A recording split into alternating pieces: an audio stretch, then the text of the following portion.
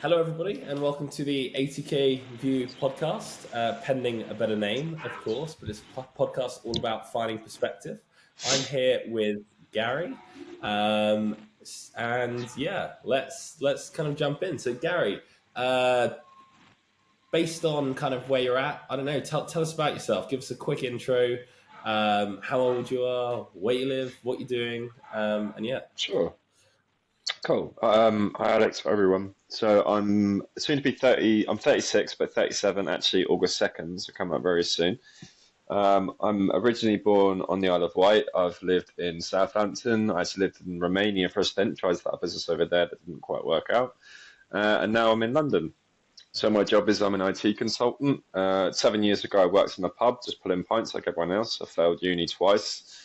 I've never been academically gifted. I'm neurodivergent, so I'm dyslexic and dyspraxic. And now what I do heavily links to systems and processes, stuff like that stuff I used to struggle with.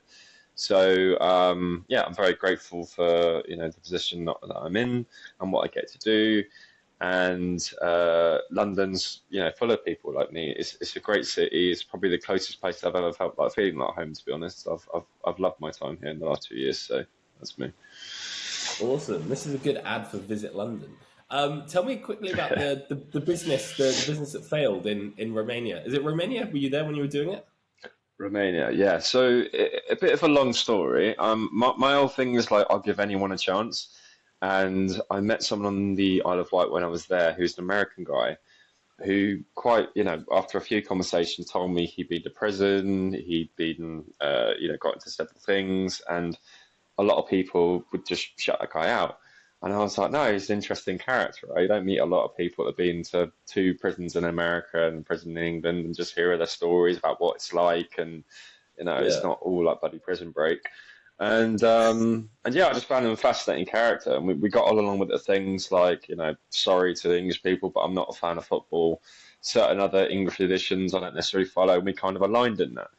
And anyway, Yeah. so he was a web designer who had a successful business down here, and I was working in web design. I was studying web design at university, so we bonded over that as well.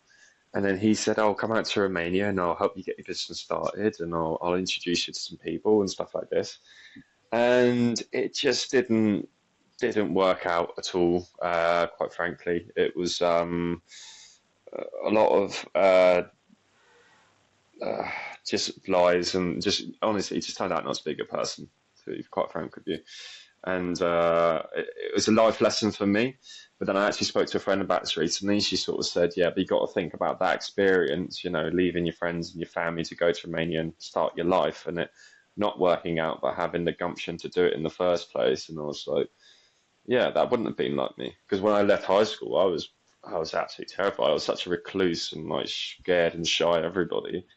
So to go to there to live in Romania, it was, yeah, I describe it as part, it's like one of the best and worst experiences of my entire life. But yeah, that was Romania.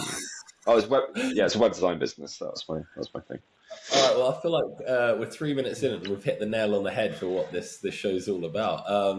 So you seem, I love people like you. You just seem to like jump into things and give it a go, like you said. Oh What's yeah, like your life's too one short, tip? man. So yeah, is that the frame of mind you take? How do you overcome kind of that procrastination? Because loads of people talk about doing stuff and never do it. So what's like yeah, what do you Um, do to do this? I mean, I still suffer for it, like everyone. I mean, I would be ignorant to say that certain life events haven't like vastly shifted my mindset. So when my Yeah. dad passed away, before that, I was very much work hard, do this, da, da, da, da, da. And then seeing how my dad was treated over the whole situation, like not getting his full pension, um, my mum kind of struggling, having to do things to kind of work with that, and they just their entire lives done, worked in the system. They're prison officers. So to Hmm. see how that all kind of collapsed, then I started looking into more entrepreneurship. I started watching things like Dragon's Den, and then I sort of put myself on that journey. And and yeah, that's when I was kind of like pushing myself to do things like that and speak to people and again chase those kind of opportunities that they don't. I don't know how to describe it, but life will sort of leave clues, and if you're not kind of actively looking for them, you might miss them. And it happens all the time. Like people have no idea, and especially when you're in a city like London, there's so many opportunities. It's crazy. You can walk down one street and just enjoy the tourists and the sights. So you can pop into a hotel, get chatting to some gentleman, and find out that he's like some multi-millionaire who's just traveling to see some friends and family. Like it happens all the time. It's crazy. It's absolutely crazy. And they're just normal people as well. Is one thing I want to take away as well. Like um, some of the most generous, kindest, most loyal people I've ever met in my entire life are some of the richest people I've met in my entire life, and that's not a coincidence. Because when you have money and you're not bogged down by all the day-to-day crap. You can be yourself because you have the freedom to be, because you don't have those money worries necessarily. And yeah, people need to stop demonizing rich people, man, because there's bad people, of course, but there's some bloody good people, and you need them people on your side to even get anywhere in life. So that's just a quick rant about wealthy people. No, that's all good. I'm with you on that. I think I really am, and I'm a big believer in people. I'm quite, I think, extroverted, but I think like there's just so much value in like what you said, just connecting with others and talking. When you do like you jump into these things and you overcome that fear of like getting started, what have you got any kind of tips on things that like hold you accountable to like keep going? Like, what holds you accountable? Um, what holds me accountable? I kind of just try and reflect. So there's a very good, my favorite author is a guy called Benjamin Hardy. He's a neuroscientist, right? And Hmm. he's got this thing, and anyone can check it out, you can Google it. It's called Benjamin Hardy 30-Day Challenge. And what he'll do is he kind of reverses the idea that you don't look back, never look back, always live in the present, etc., etc. I think looking back's great because, again, when you're conscious of things, you can realize how much growth you've actually made in like 30 days. And then you're like, if I can make that much growth in 30 days, when I'm conscious, when I'm persistent, when I'm determined, when I've got what's it called, discipline, all these kind of things. And constraints are really important as well. When you live too like fancy free and I've got all the time in the world to do what I want to do, like this is a lot of reason why people don't do what they want to do. Is they say I've got 90 years to do it, so I'll get round to it. Someday I'll get that awakening, and my head will go bang, and then this will happen. What I do find now, though, what's happening with recent changes in politics and cost of living crisis, inflation, things like this, people need to kind of realize that the old systems of just working to get a pension to retire at 60 and all this sort of stuff, even though that to me is like a horrible model because you enjoy your life at the point of life where you can no longer enjoy your life to the extent you should be able to, because Yeah. you're old, a lot of your body, your faculties are gone. Um, the model does never work for me, and I think even more so people are getting that in the way that there's people, let's say, that work it. I mean, I'm an IT consultant. I get paid relatively well, and I can't afford to live in London, buy a flat, all this sort of stuff to give you some scale. I have no idea how people that are working bars, I can only imagine they're working 80, 90 hour weeks just to survive. And that's the reality. And it's disgusting. Um, so people are, I think, waking up more to the fact that you shouldn't rely on one source of income and that is it. And, you get through. Look into entrepreneurs, watch podcasts, do things like this. Again, life leaves clues, opportunities. I got a thing pop up, said, oh, look, we're doing something different. We'd like to have 10-minute conversations. Never know where that conversation may lead.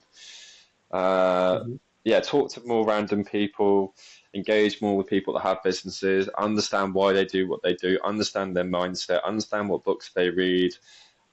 Because we are surrounded by some incredible philosophers in today's day and age that are quite, their voices aren't as loud as they could be because they will be teaching you stuff about self-belief and determination and making it on your own in your own way.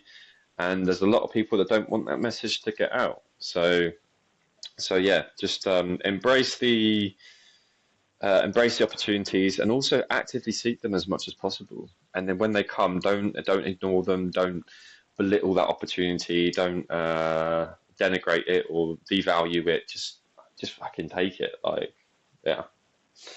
I, Also, that's one quick thing, Alex. I'm really against the idea of saying you could be anything you want to be. I think that is a very detrimental mindset, and I'll tell you why. The reason being is part of the reason, like I said, people don't do what and do is they say they don't give themselves constraints. I've got 90 years to do this, so I'll do it whenever. By the same token, if you can be anything you want to be, then you're going to start something. Oh, but I could be this, I could be this, I could be this, I could be this. Don't do that. Give yourself constraints. Pick something, dedicate yourself to it, learn everything about it, surround yourself with people that do it. And there's no way you're going to do that for, the next 10 years or so and not make it a success. It's just illogical. That was a superb answer, and honestly, it kind of nails the final question I was going to ask you. On like, I'll ask you Go for it. anyway. But what's kind of like your biggest life lesson? Yeah, if you can summarize it. Biggest life lesson. I could only really put it from the point of how I kind of used to think about things and now how I do think about things now. And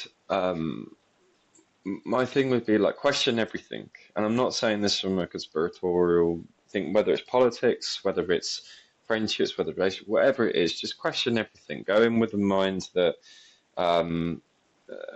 there's a deeper understanding of everything. Everything has nuance. To say, for example, 3 pillars of being a well-rounded human being is body, spirit, and mind. If you're aligned in those things, you're going to be pretty okay in life. Forget wealth and everything. I mean, that comes with it if those things are aligned anyway.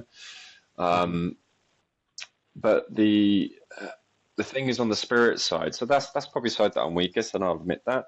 I've met energy healers. I've met people that speak different languages, not like human languages, like light languages, and they talk to spirits and all this sort of thing. And for a long time, I would deny that and say that's a load of rubbish, that's a load of this, that's a load of that. But again, having that mindset of, well, maybe not, maybe I will look into this, maybe I will be more open to this.